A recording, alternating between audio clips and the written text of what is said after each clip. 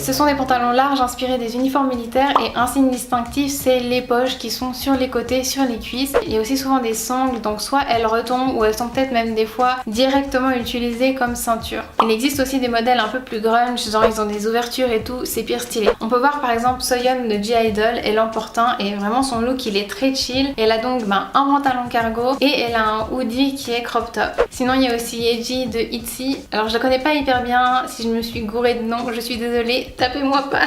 Mais oui, elle le porte aussi avec un crop top. Et donc ces pantalons là ils sont souvent taille haute, donc c'est pour ça que les mettre avec un crop top c'est vraiment une combinaison qui est hyper simple mais qui fait trop stylé, genre direct, sans prise de tête. Perso c'est exactement ce que je fais avec mon pantalon cargo, je mets un crop top et franchement ça te termine le look genre hyper simple, hyper vite, hyper stylé. Il y a aussi des pantalons cargo qui sont version short et par exemple la Yona dans ces images là elle en porte un. Alors ça donne un petit côté Lara Croft je trouve, mais c'est hyper joli et c'est parfait pour cet été parce que c'est large, donc tu peux manger tout ce que tu veux, les grillades, les glaces, vraiment tout, genre là vas-y. Du côté des accessoires et plus particulièrement des chaussures, on a les chunky sneakers.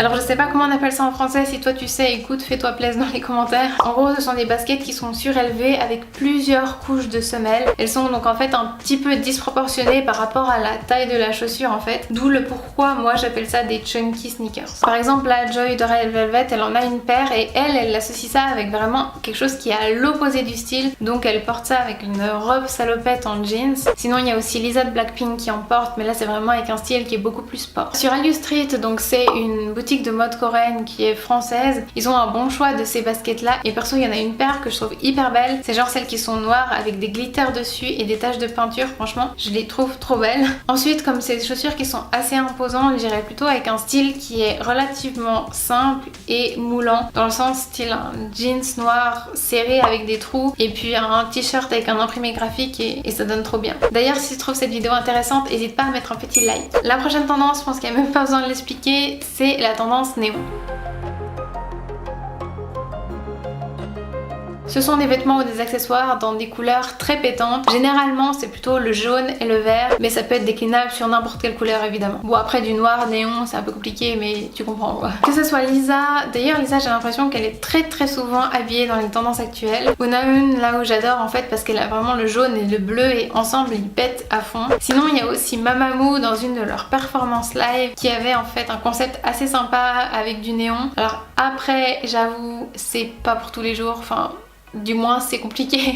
Personnellement je porte très peu de couleurs donc c'est vraiment pas une tenue qui m'attire. Mais ce qu'il faut vraiment faire attention c'est que si tu mets du néon, c'est de mettre ça avec une couleur qui est relativement neutre, genre du noir, du blanc ou du beige, parce que c'est pour éviter l'effet sapin de Noël. Sinon il y a quand même quelque chose que je veux vraiment mentionner parce que c'est à l'approche de l'été et je suis quasiment sûre que si tu portes du néon pendant la période estivale, tu vas te retrouver mais genre couvert de moucherons, mais quasiment, parce que j'ai fait l'expérience une fois, c'était même pas un truc très néon hein. Et j'ai eu plein de moucherons et tout, donc je pense que c'est quand même important de le mentionner, que je pense que tu vas attirer toutes les bêtes sur toi. Alors après peut-être qu'en Corée genre ils ont pas de mouches ou j'en sais rien, mais voilà je sais pas, mais c'est important et tu me remercieras de pas finir en piège à mouche. On le voit depuis quelques saisons et il continue de revenir, c'est l'athleisure.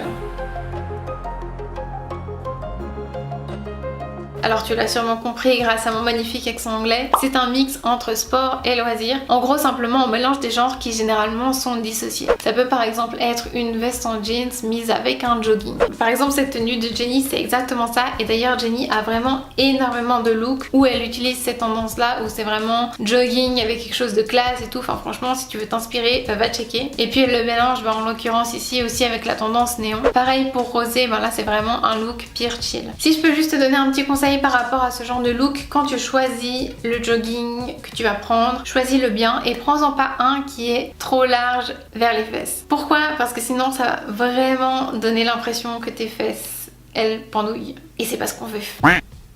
Et puis celle-ci, ça devrait pas être une surprise pour toi si tu suis un petit peu la mode coréenne, c'est l'oversize.